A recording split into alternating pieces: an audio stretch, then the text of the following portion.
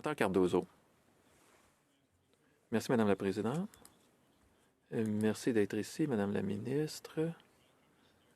C'est la première fois que vous venez ici depuis votre nomination en tant que ministre de la Santé mentale et des dépendances. Vous avez parlé de différents sujets. Vous avez fait, avant de venir en politique, vous avez aussi travaillé à favoriser le dialogue entre différentes communautés.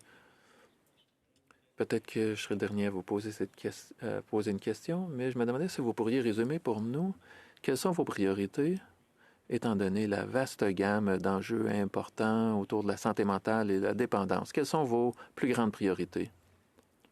Merci pour cette question. Je dirais, premièrement, je n'oublie pas que dans presque chacun des ménages au pays, l'approvisionnement en drogue illégale devient de plus en plus apparent, autant dans les centres urbains, mais aussi dans les communautés rurales. Ça, c'est une de mes plus grandes préoccupations. Je veux qu'on puisse continuer d'offrir des services pour aider les administrations de santé partout, pour que ceux qui utilisent ces substances aient accès à des soins de santé qui vont réduire la stigmatisation et pour qu'ils puissent obtenir les soins dont ils ont besoin. Ma deuxième priorité, telle que mentionnée par le sénateur Kutcher, c'est l'information en santé mentale. Nous devons nous assurer, en commençant avec les jeunes,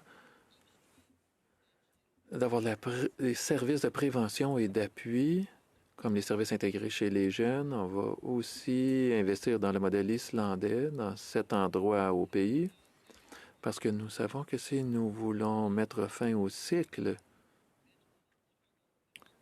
de problèmes de santé mentale et aussi de dépendance, nous devons nous assurer que les jeunes reçoivent les services dont ils ont besoin lorsqu'ils en ont besoin, dès qu'ils sont jeunes, pour créer un filet de sécurité de prévention. Sénateur Cardozo, merci. Si je peux vous poser une question sur l'autre partie de votre portefeuille, le ministre associé de la Santé. Est-ce que vous avez le temps de vous occuper de cet aspect-là et quels sont les autres enjeux dont vous vous occupez? Et aussi, en général, si vous pouviez dire quelques mots concernant vos interactions avec les provinces, parce qu'ultimement, ce sont elles qui offrent les services. Absolument. Et à l'époque, en tant que ministre associé de la Santé avec le ministre Holland, je trouve qu'il est important qu'il y ait une femme dans les discussions, surtout lorsqu'il est question de soins reproductifs et d'accès.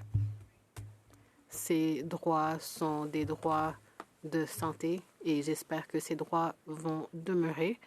Et pour les pouvoirs et les compétences provinciales, je vais toujours m'assurer qu'on ait une approche collaborative. Pour la crise des opioïdes et la crise des surdoses, ce ne sont pas tous les endroits qui en sont à la même étape en matière de prévention.